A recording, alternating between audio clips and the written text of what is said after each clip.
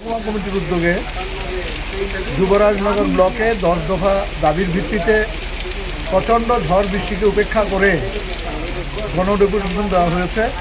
আমাদের মূল কথা হচ্ছে গরিব মানুষের ঘর চাই, এটা তার সাংবিধানিক অধিকার, কিন্তু উপেক্ষিত হচ্ছে। আমরা লক্ষ্য করছি অসংখ্য গরিব মানুষের নাম খসড়া তালিকা থেকে বাদ পড়েছে। আমাদের বক্তব্য হচ্ছে রাজনৈতিক প্রতিহিংসা আর চরিতার্থ করার জন্য গরিব মানুষের নাম তালিকা থেকে বাদ দেওয়া যাবে না। তার রাজনৈতিক পরিচয় যাই হোক না কেন, তাদের ঘরের তালিকায় অন্তর্ভুক্ত করতে হবে এবং পর্যায়ক্রমে সমস্ত গরিব মানুষকে ঘর দিতে হবে। রেখার কাজ করি নূতন বিকশিত ভারত রামজি অ্যাক্টে 125 দিন কাজ দেওয়ার কথা বলে এখন পর্যন্ত তো কোনো কাজ হয়নি, কাজ পাচ্ছে না গরিব মানুষ। গ্রামাঞ্চলে হাহাকার সৃষ্টি হয়েছে।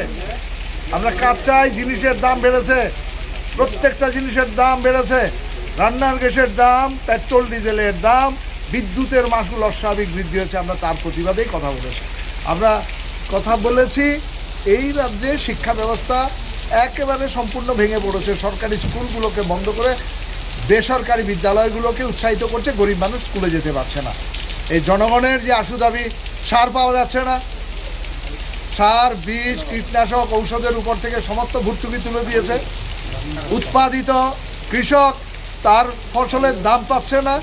আর সমস্ত রাস্তাঘাট, শহর থেকে গ্রাম, সমস্ত রাস্তাঘাট যুদ্ধ বিধ্বস্ত, মানুষ চলাচল করতে পারে না। এখন গরু ছাগলও সেই রাস্তা দিয়ে হাঁটছে না।